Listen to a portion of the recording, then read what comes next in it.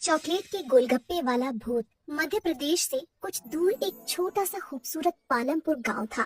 बहुत छोटी छोटी नदियां थी, तरह तरह के पहाड़ थे और प्रकृति का बहुत खूबसूरत रूप यहाँ देखने को मिलता था। लेकिन इन सब के बावजूद पालमपुर की सबसे मजेदार चीज वहाँ हर साल लगने वाला बसंत का मेला था। कहते हैं कि पालमपुर में लगने वाला मेला इतना बड़ा होता था कि कोई भी उसे एक दिन में पूरा नहीं घूम सकता था। उस मेले में गांव वाले तरह तरह के खिलौने, कई तरह की मिठाइयाँ, न जाने कितने किस्म के खेल और अलग अलग तरह की खाने पीने वाली चीजों का ठेला लगाते थे। और इन ठेलों में से एक सबसे मशहूर ठेला था सुरेश चाट भंडार। 4 पहियों के इस ठेले पर सुरेश चाट पापड़ी, टिक्की और गोलगप्पे बेचता था। लेकिन बाकी सभी चीजों से ज्यादा लोगों को सुरेश के गोलगप्पे पसंद थे। मेले में हर रोज सुरेश ठेला भर कर गोलगप्पे लेकर जाता था, लेकिन शाम होने से पहले ही उसके सारे गोलगप्पे बिक जाते थे। काफी बड़े बड़े लोग सुरेश को हराने की कोशिश कर चुके थे, लेकिन कोई भी उसे हरा ना सका, क्योंकि उसके गोलगप्पों की बात ही अलग थी।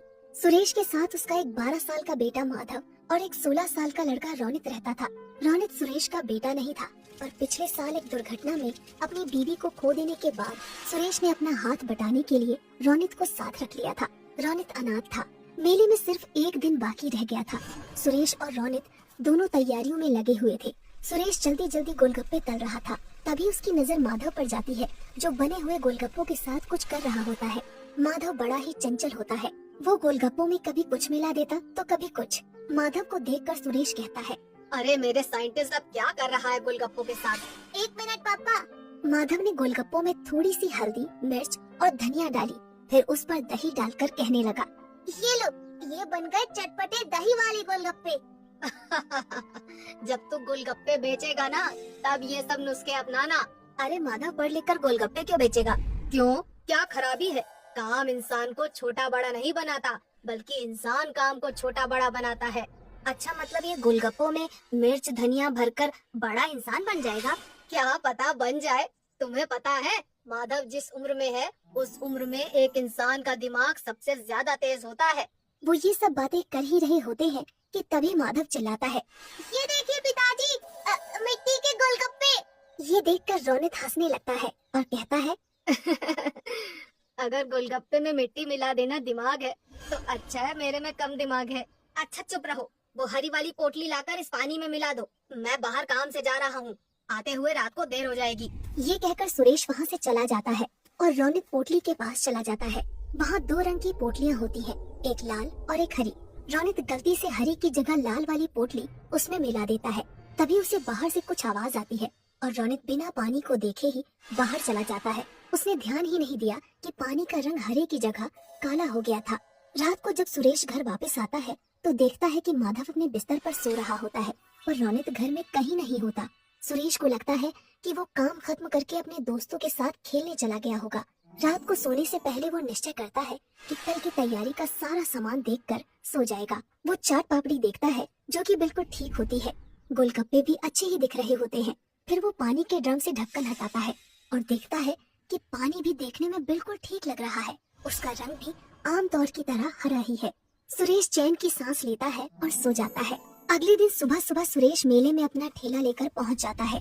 सुरेश काफी थका हुआ था, क्योंकि रोनित अभी तक वापस नहीं आया था, इसलिए उसे अकेले ही सारा सामान ठेले पर लाद कर मेले में आना पड़ा।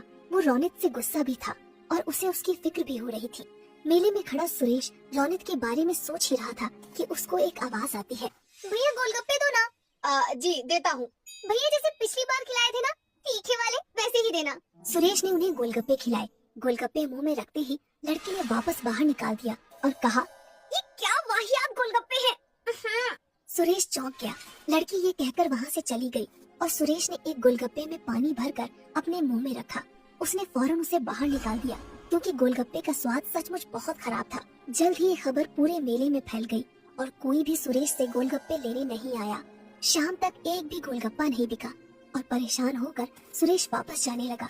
वो अपना ठेला खींचता है और वापस जा रहा था कि उसने देखा कि मेले में एक नई दुकान लगी है, जहाँ काफी भीड़ है। उसने पास जाकर देखा तो एक नई कंपनी गोलगप्पे बेच रही थी और लोगों की भीड़ वो गोलगप्पे खा रही थी। सुरेश इधर उधर नजर दौड़ा ही रहा था कि उसने देखा कि गोलगप्पे रोनित बेच रहा था। सुरेश समझ गया कि ये वही कंपनी है जो सुरेश को काम पर रखना चाहती थी, पर सुरेश के मना कर देने पर उन्होंने रोनित को पटाकर उसका काम खराब कर दिया। सुरेश कुछ नहीं बोला, उसने अपना ठेला लिया और चलने लगा। उसे इस बात का दुख नहीं था कि उसके गोलगप्पे नहीं बिके, पर इस बात का ज्यादा दुख था कि जिस रोनित को उसने अपने बच्चे की तरह पाला, उसने उसे धोखा दे दिया। यही सोचते सोचते वो घर पहुंच गया। उसे देखते ही माधव बहुत खुश हुआ और बोला, पापा आप इतनी जल्दी आ गए और सारे गोलगप्पे वापस क्यों ले आए? वो बेटा, पता है मुझे, आप इसलिए लाए ना ताकि मैं नए गोलगप्पे बना सकूं। सुरेश ने मुस्कुराकर कहा। हाँ बेटा, जाओ नए गोलगप्पे बनाओ। ये सुनकर माधव खुश हो गया और कुछ गोलगप्पे लेकर वहाँ से चला गया। सुरेश वहीं बैठकर सोचने लगा कि कैसे अपने गोलगप्पे बेचने का काम दोबारा से शुरू करे।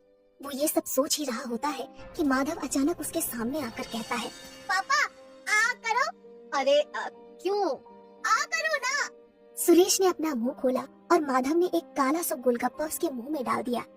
ये क्या डाल दिया मेरे मुंह में? क्या मिलाया है तूने इसमें? चॉकलेट। अच्छा। ये गोलगप्पे खाकर सुरेश के दिमाग में एक आइडिया आया ही होता है कि तभी माधव कहता है, ये लो पापा, ये भी खाओ। सुरेश मुंह खोलता है, इसमें क्या मिलाया है तुमने? मिट्टी और लाल मिर्च। सुरेश हंसने लगता है और माधव को गले से लगा लेता है। फिर सुरेश पूरी रात अपने कमरे में कुछ करता रहता है। अगले दिन मेले में रोनित के गोलगप्पे बिक रहे होते हैं। तभी एक आवाज आती है, ये क्या खा रही हो? वहाँ चलो सुरेश के पास, कुछ नए किस्म के गोलगप्पे आए हैं। ये सुनते ही सब सुरेश के पास चले जाते हैं और देखते हैं कि उसके ठेले पर चॉकलेटी रंग के बेहद खूबसूरत और अलग से गोलगप्पे रखे हैं। सब वो गोलगप्पे खाते हैं और सुरेश की बहुत तारीफ करते हैं। तभी रोनित वहाँ आता है और कहता है, तुमने ये कब बनाए? मेरे जिस बच्चे का तुम मजाक उड़ाते थे उसी का आइडिया है ये। ये किसके गोलगप्पे हैं? चॉकलेट के। अच्छा, मैंने तुम पर बहुत भरोसा किया था रोनित, पर तुमने वो तोड़ दिया। रोनित कुछ कहने ही वाला होता है कि अचानक भीड़ से आवाज आती है, और गोलगप्पे दो भैया। अरे भैया और गोलगप्पे तो खिलाओ। अरे बिल्कुल बिल्कुल, अभी खिलाता हूँ मैं। ये कहकर सुरेश गोलगप्पे बेचने लग जाता है और दोबारा पालमपुर के बसंत के मेले का सबसे मशहूर गोलगप्पे वाला बन जाता है, चॉकलेट केक गोलगप्पे वाला।